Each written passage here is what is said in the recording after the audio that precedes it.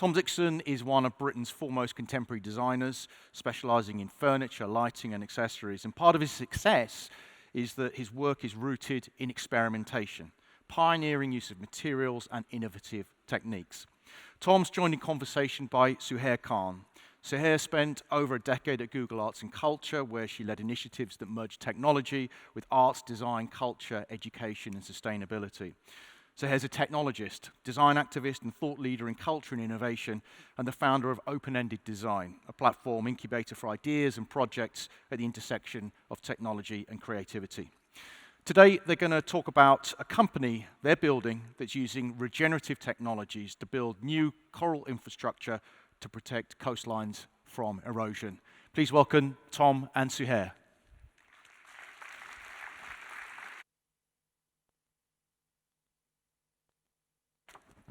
Hi, everybody. Thank you for having us. It's really exciting and inspiring to be here after all of those talks. Tom is a bit depressed because we don't have a cool rocket ship video to show, so sorry in advance. Okay, so we're going to be talking about a project that we've been working on for almost a year. And we're going to go through quite quickly through the slides because we actually have less time than everyone else. We're looking at regenerative experiments on the ocean floor. So what does that mean? That means basically in marine ecosystems. We're building on a project that Tom has been working on now for many years, looking at marine ecosystems, corals, and coastal erosion. But before we go any further, I'm not sure how many of you are familiar with Tom's work. Can't really. Okay, so Tom is a designer, as Greg said, and as many of you know, but we thought that for the purposes of this audience, it would be probably helpful to talk about what design is and how it is that Tom and I ended up working together on a project that combines his practice with mine, which is technology. And so Tom wanted me to speak to this, but basically design is a combination of where people, art, and engineering come together. It is a confluence. It's not just about consumer goods or outputs. It's really about process, a way of thinking, and output that's about both functional and aesthetic outcomes. And that's the reason that we ended up talking about technology as it relates to marine diversity and regenerative materials. So where did design and tech come together? Okay. Did anyone hear anything I said so far? Okay. So design and technology. So design and AI are obviously intimately connected. AI, in many ways, is an outcome of design. It's layers and layers of algorithms connecting and manifesting and being rearranged in different ways, both by humans and now by machines. And for me, the practice of design includes not just creative design, which is Tom's practice, or architecture, but also computational design, speculative design, and other possibilities. Of course, generative AI, which a lot of you guys will have been speaking about today and at other such conferences. And the reason we ended up coming together to speak about where coral regeneration and coastal ecosystems can come together with AI is that we felt that there was this natural confluence between our work and our projects. So Tom, do you want to speak a little bit about your project? Yeah, so I mean, we'll talk a bit more about the actual technique, but I think the problem, or one of the many problems that we're seeing around the world is obviously coastal erosion, and the natural, engineering response to that is to just bung a lot of concrete blocks to try and stop the erosion. So that's a problem. Keep going. Are you clicking? And this is something obviously that's going to affect us all, whether that's the UK or the tropical island, the beaches, the harbours, and the coastal communities. Keep going. And it's getting worse, as we've seen in the last talk, very quickly. And what I found was this, next slide, please, a technique called BioRock. So this is a project by a visionary architect called Wolf Hilberts, who discovered or decided that he was going to build cities underwater and float them to the surface in the 70s. Now, of course, that didn't actually work, otherwise we'd see the results now. But in the process, what he found was that the technique did work in making a natural cement, a reinforced concrete, as it were, but also was able to regenerate corals at a much faster, increased rate to what you'd find in nature. So these are all corals on the right-hand side that are broken bits of coral that have been just wrapped around this metal structure. And they grow 4 times faster than the natural rate. On the left, we see a bit more how the technique works, which is really with a relatively small solar panel. You can charge the metal frameworks, like it might be 6 or 8 millimeters of reinforcement bar. And what happens over a couple of years is that it accumulates, just like the fur on your kettle, an amount of calcium carbonate. So there's been a series of tests of this technique over the last 30, 40 years. And it's kind of interesting that none of them have really been built on particularly. There's still a few projects going on in Bali. But there's a series of white papers that look at all kinds of different aspects of this technique. Number 1, growing back eroded reefs. 2, regenerating coral. Other marine species like oysters can also grow at a faster rate, as can salt marsh or seagrasses as well. So I took this information and I decided to go to the Bahamas, as you would, because it has to be in warm water. You can't really do it in cold water. And I decided I was going to make an underwater furniture factory, which is what I set about doing. So I made my metal structures, and I contacted some pirates. There were extras from the Pirates of the Caribbean, actually, that had a jetty, and dunked my chair frameworks into the sea. And 2 years later, the middle slide shows a bit what happens. You're accreting, you're drawing in the minerals from the seawater.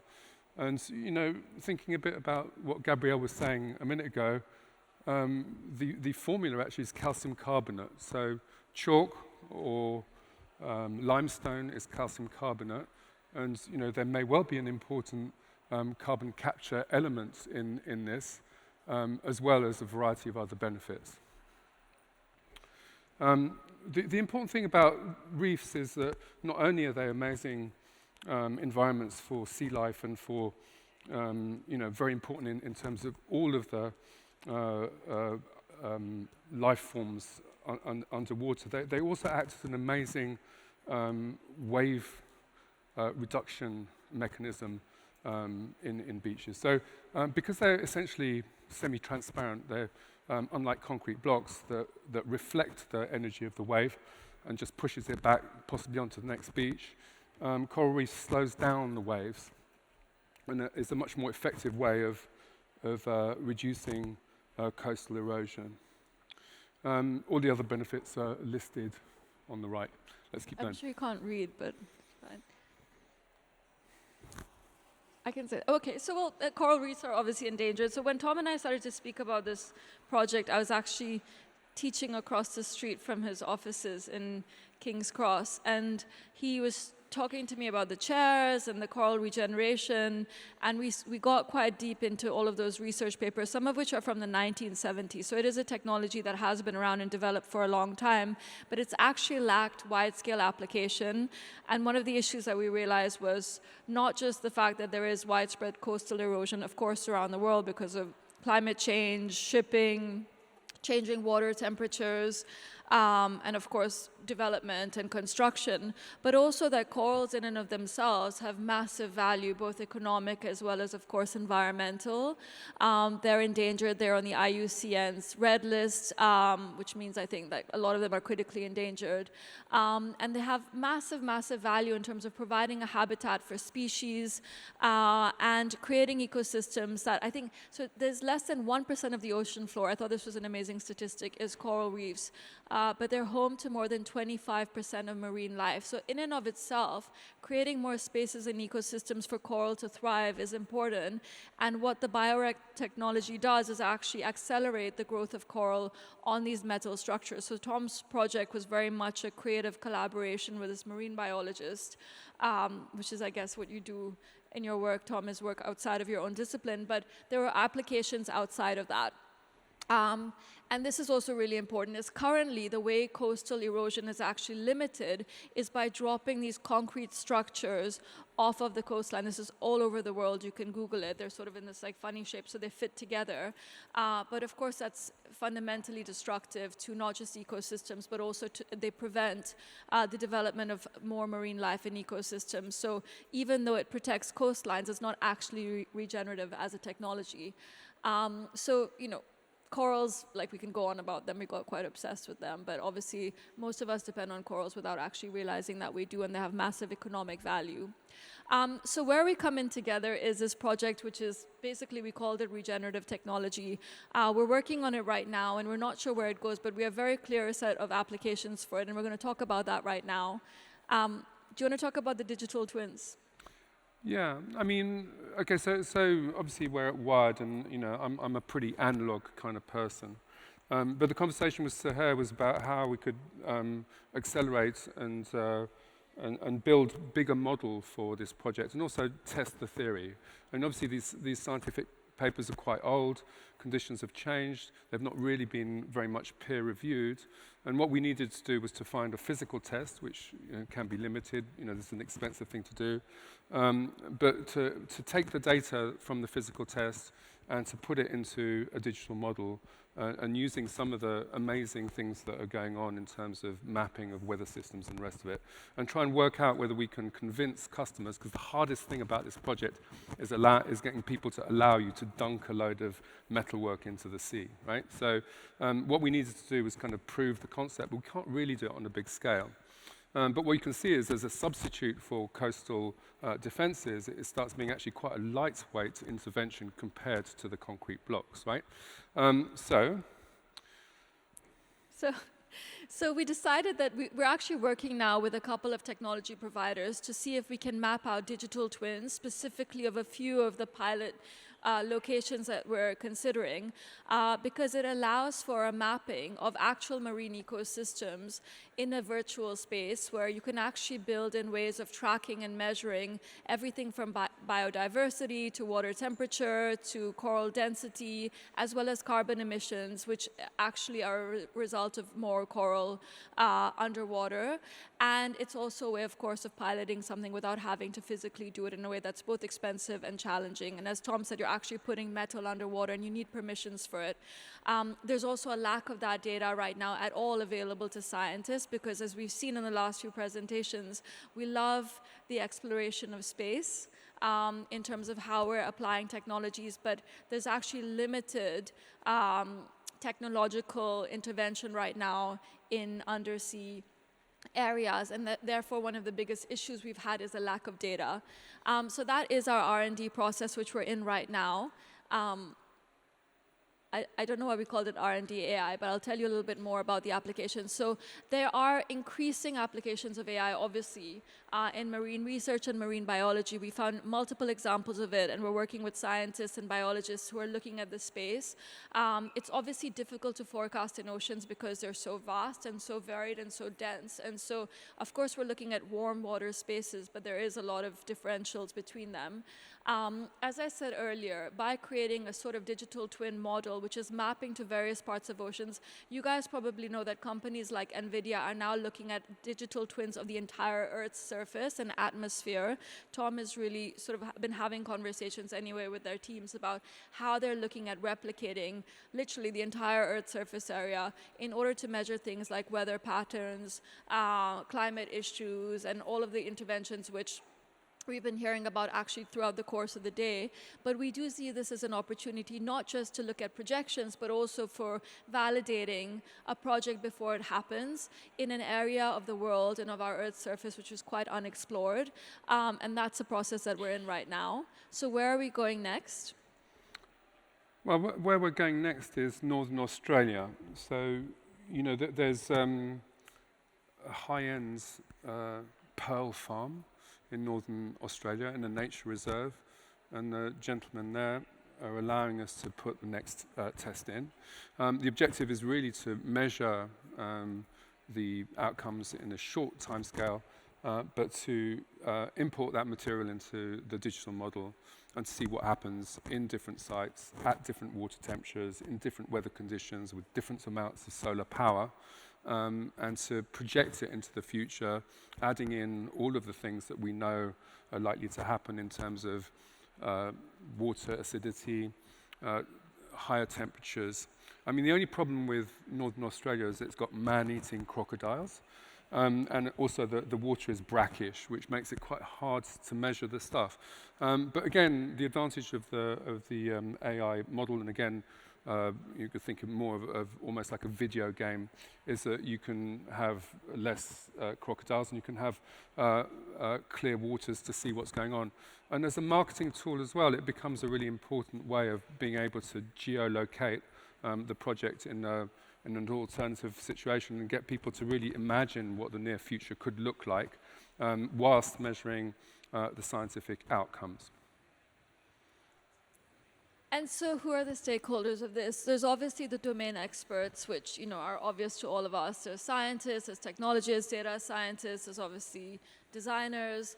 But also, I mean, one of the things that we've also heard in the conversations today are the rest of the stakeholders on the table. Is who is actually going to be impacted, not just by the degradation of coral, not just by the degradation of coastal ecosystems, but also by positive. It is the communities that depend on coastlines that are affected as much and more by climate change as any of us, and it's of course the species that exist in these waters. And that is another conversation that we're hoping to go into much more deeply, is who defines who is impacted, and also who are we designing for at the end of the day? Is it for the scientists who have access to more data? Is it actually for the marine biology and ecosystems which are completely vulnerable and who we're not necessarily designing for at all when we're looking at these technologies? And of course, the communities that exist on coastlines all over the world that are not being protected right now. So, I mean, I think the conclusion really is, just like the wooden houses that we're seeing before, if we're clever, if we look at what's going on above land, particularly with rewilding, regenerative farming and the rest of it, and we substitute some of the things that have to happen, like coastal defense, with lower impact technologies, we can have a win on several levels. One which is regenerating marine life, corals, fish, sponges. These become really rather good breeding grounds for fish as well. 2, capturing the carbon in the calcium carbonate. And 3, building reinforced natural concrete frameworks underwater using very small amounts of solar panels that might also be used at the same time to power coastal communities. And then presumably as well, having much more attractive dive centers in hotels and the rest of it, but again, bringing jobs and resources to coastal communities that are often very impoverished and at threat right now.